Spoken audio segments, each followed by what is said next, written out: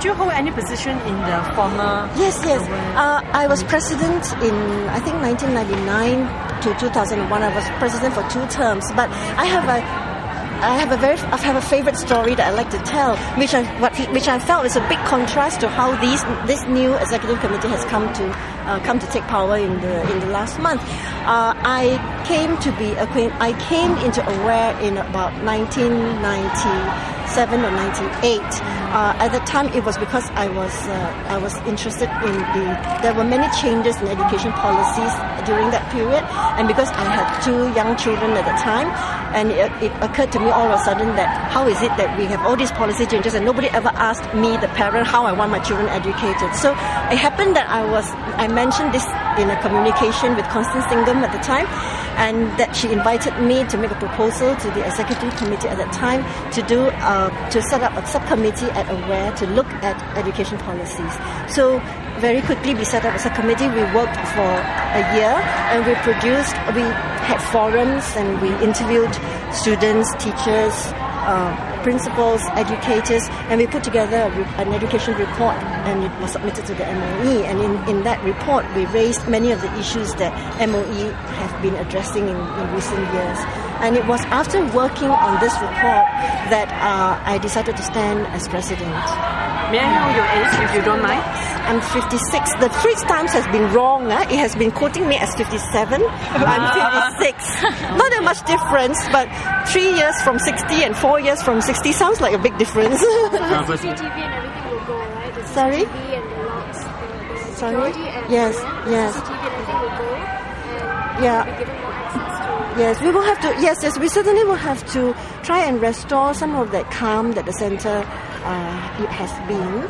It really is quite a serious matter that women who come to Aware should feel comfortable, and we will look into those things. Yes. Madam President, I have a question. I mean, since the EXCO, what will you do if the former group set up their own organization and challenge the new Aware? What will you all do? I don't think we will do it. I don't think we will do anything because it's their prerogative to set up, and it would be really very good if they did, because then there will be more voices in civil society, more exchange, more debate. I think that, I think I said this on TV once. The biggest challenge in doing work, in doing NGO work or civil society work, has been, for me at least, I don't know about other people, but it has been for me to educate myself. And I think that such things that they have raised, such things as prejudices,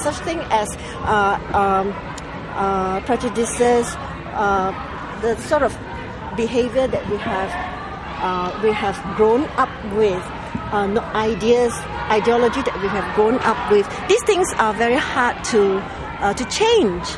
So it takes a long while. It doesn't happen that just because someone come to you today and say, actually, this is good for you, that you will straight away accept it. I mean, if it has always been against, let's just say, if it has always been against your values, or it's even out of your imagination that girls should be bald, let's say. Someone comes and says, being bald is the real thing. It's not like you will take it up straight away. You will need quite a lot of time and exposure to the idea, right? And to other ideas to be able to make any change in your own mental attitude. I mean, prejudices and biases are the hardest things to learn to give up.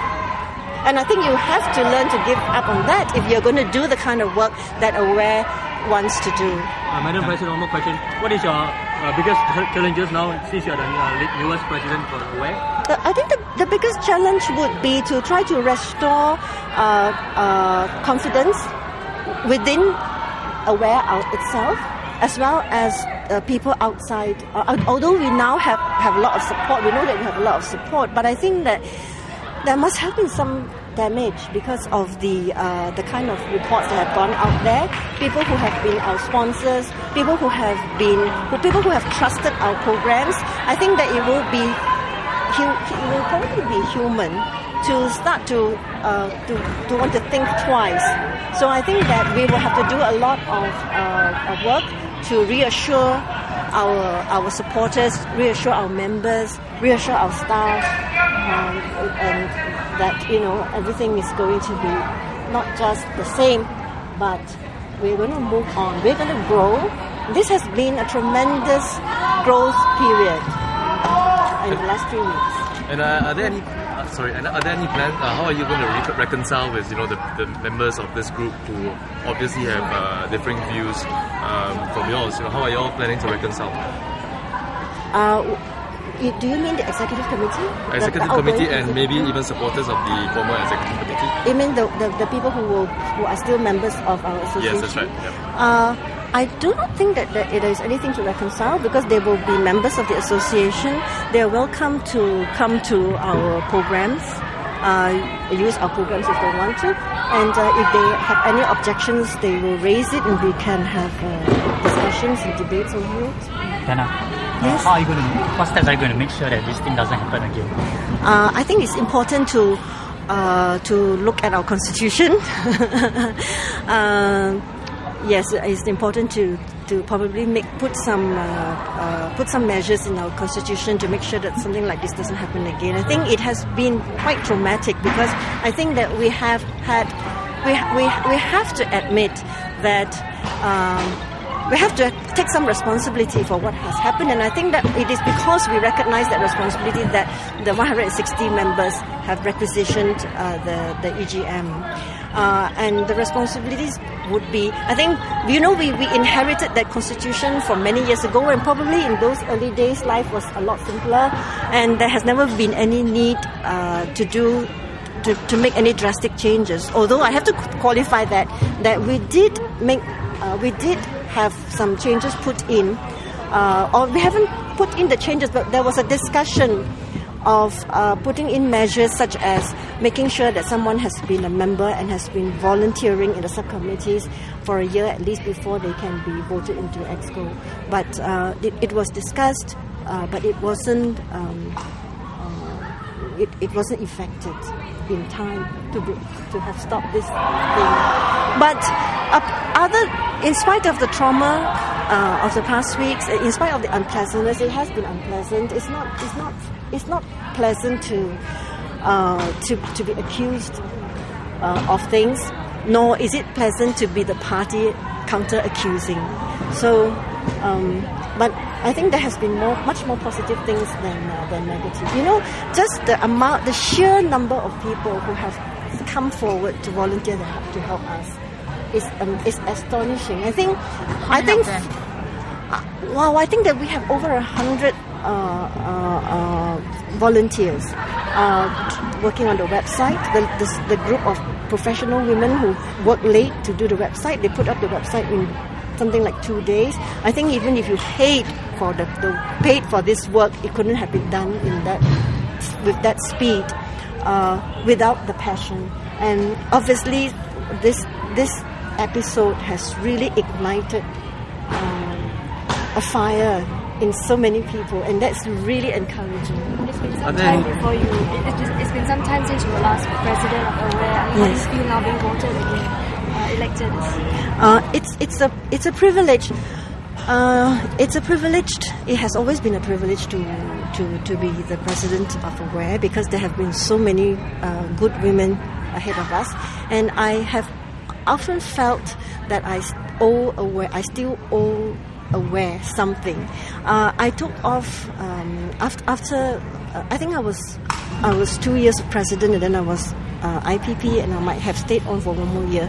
And I then went off to try to pursue my own ambitions. I went to study, and all the time I was saying, it's the same thing as what you heard today. We all feel that we don't need to be there because it is in good hands, and nothing will go too wrong. And I wanted to pursue my own life, but somewhere at the back of my mind, I always felt that I still owe Aware something, because I think it has been at Aware that I have grown the most. I think that I learned much more volunteering at Aware than I did in my all my years in university. Do you think this great. new EXCO is diversified enough in terms of background? Yes, we were very. This EXCO, you will realize there are among us women who have been with Aware for 10 years or 15 years. But I want to I want you to understand that they have been members for all those years, and some of them have worked at various times on subcommittees. But they have also worked for a period and then leave to catch up with their own life, and then they have come back. And in fact, they came back during Constance's year. Some of them started Ejin, Carries. These people came back during Constance's year. And Ejin, for example, I'm so glad that we are able to vote her in as vice president, because she was our choice for vice president for this past slate. In fact, and she has been with Aware from very early on. 15 years she has been with Aware. She's a trained architect. She has been responsible for our shift from a small little shop house in Racecourse Road to the Aware Centre in Dover Crescent. She was the one who looked after the renovations, and in fact during Connie's year last year, she did some new renovations. You must all come and visit us at the new centre once I put it back to how it should be, and you will be able to see what I mean. So you have people like that. You have Margaret Thomas, who was among the founding members, but who has always been a little distant because she has other things to do with her life. But these women, though, even when they are not volunteering, I think that Aware is the kind of association that once you are in, you don't leave. Because if you were genuinely interested in the cause, and you probably won't be with Aware for very long if you were not really generally motivated by the issues. And it is something which it's not something that you take up one day and leave off tomorrow. You may not actively work on it because there are other priorities in your lives, but it will always be with you. So those of us who are not there are actually also still there, because they are always available to whoever wants a consultation or a second or a third or a fourth opinion. And it doesn't matter that you come and ask my opinion and after that you go and do your own thing. That's perfectly acceptable. And the new committee, I was going to say, so among us we have also selected some very new members who have just joined for maybe a year or less than a year, and these are young people. I think we have among us two young graduates. One, Joanna, who has just recently graduated in psychology, and she was employed at Aware as the education officer for about 8 months, and she quit when all these things was going on. And then we have Martha. Martha is now pursuing her. She has a master's degree in public policies, and she's now pursuing her PhD. So these are young people whom we are hoping that will, very soon you will have probably maybe a younger, brighter Aware, sooner than you might expect, maybe, because everyone has been calling us old guard, and it's no fun being thought of as these people these old things hanging on to the association and not letting go. That's not the case at all. Everyone has a life to go back to. Volunteering does take a lot of time, and especially in research and advocacy, it takes a lot of time, which is why it pained us so much when they started to dismiss people, because it takes many years to be able to find the right fit of person and professional skills to go with a particular area of studies that you want them to work on. And academics are so busy themselves, and so to get them to work on a paper, let's say, or a research for an organization that is outside of their employment is really asking for a lot of time. And somebody like Premamati, she's so busy, right? And she's traveling quite a lot, and to have her stay on CEDAW to work on that. Have you seen that report, how thick it is? To have someone to be able to understand what those technical language means. The clauses are all in a very formal language.